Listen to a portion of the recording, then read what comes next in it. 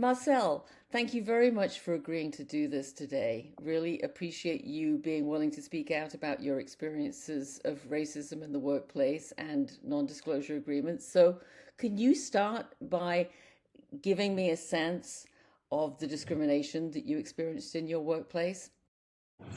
Certainly. So I work in the field of IT. I have over for 25 years. I've worked at all levels of government.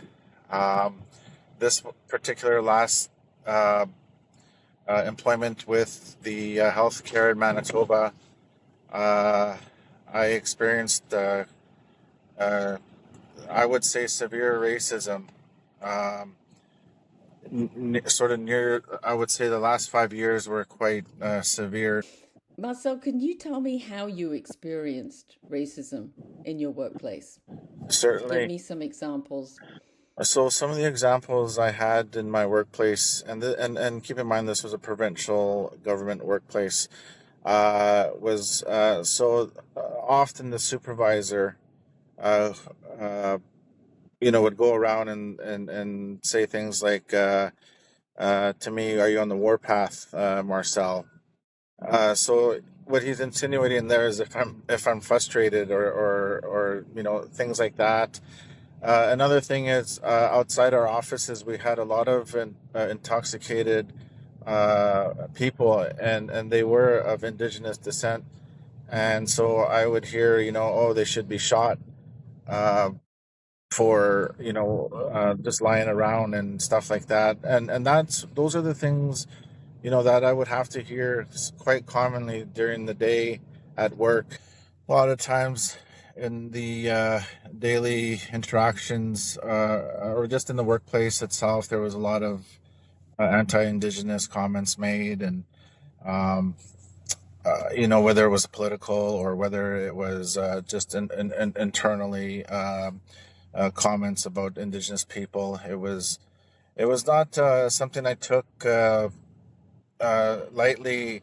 In the beginning, I tried to make note of it. But then it started really getting bad in the last 5 years, like I said, and I started reporting it to my management, and they did recognize it. The workplace did recognize it, but then after that, it really got bad.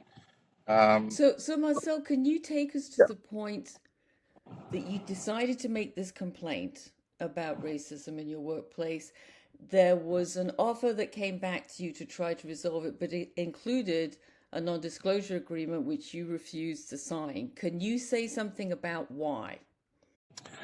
well, the severity of the racism in the workplace wasn't just coming from colleagues, but now it was coming from management. And those are the people that are supposed to help you in these cases. And as a matter of fact, they did the opposite. So I went to places like, uh, I filed the complaint. We went through the process. Uh, I had to go to workplace safety. That didn't help. And so, in trying to bring forward this issue with regards to the racism against First Nations people, especially in our healthcare system in Manitoba, they did try to force me to sign a non-disclosure agreement with a certain amount of money attached to it. I didn't take it because I felt that this was very important to address, and I think maybe in the proper arena, and I'm hoping to get there with with some of the help I'm receiving at this point. But But your goal was to get it out. Your goal was that the management should know about this and respond to this rather than simply burying it. But lots of people that we talk to at the campaign, who are asked to sign a non disclosure agreement, find it very difficult to keep to their resolve not to sign it because they need a settlement or they feel like they want it over.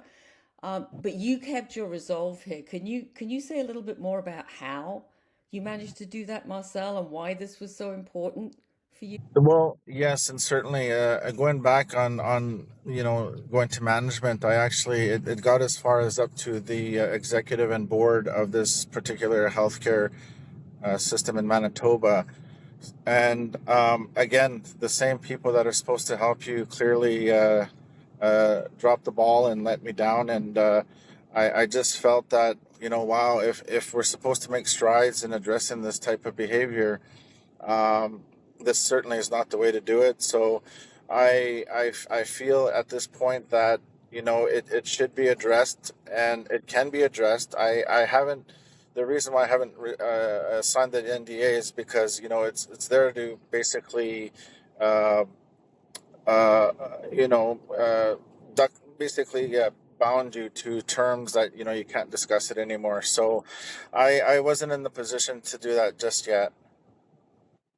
Marcel, I know that you have now received a notice from the other side, from the employer, saying that because you have dug in and refused to sign the settlement because of the NDA, you're now out of time. And this is a reference to statutory limitation periods. And we're seeing this tactic being used on people all over. So, what is your response to that? What are you going to do next? Well, first of all, I one thing I was diligent in was doing my research and my homework, and the fact that I was able to talk to a few legal people about it uh, gave me the idea that, okay, well, if this was a black and white 2 year wrongful dismissal, then yes, they are correct. But this is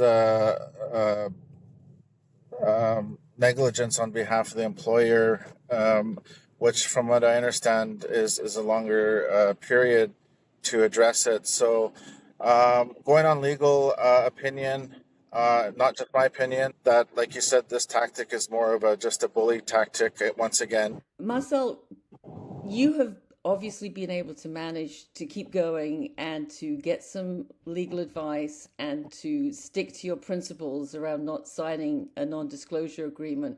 So, what from your experience would you advise other people who find themselves in this situation of raising something at work that is very problematic, that is a systemic issue, but they're being asked to be silent about it in a non disclosure agreement? What would you say to those folks?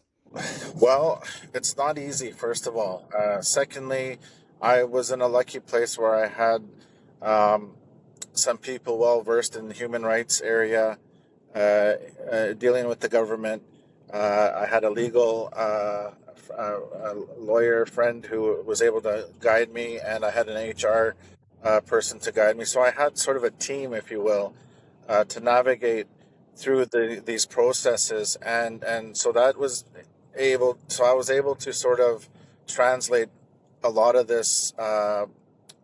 What my rights were, what my legal realms were within the process, and I think a lot of people, they don't know that, and so what I faced, for example, during the investigation was retaliation, and I know that if you don't know your rights, people will fold, and things like that. So I would say, if you have the connections, engage with an HR person, engage with a legal opinion, um, and engage with someone who knows the human rights aspect. Just in closing, you know, of course, that we are trying to work a legislative route as well to have these types of NDAs deemed illegal so that people like you wouldn't be forced into these situations.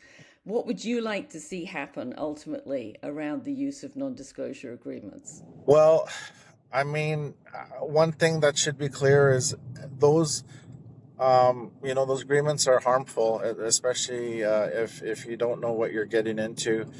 So understanding your position in terms of what you can do, and one of those things is, you can sign a one-sided confidentiality agreement.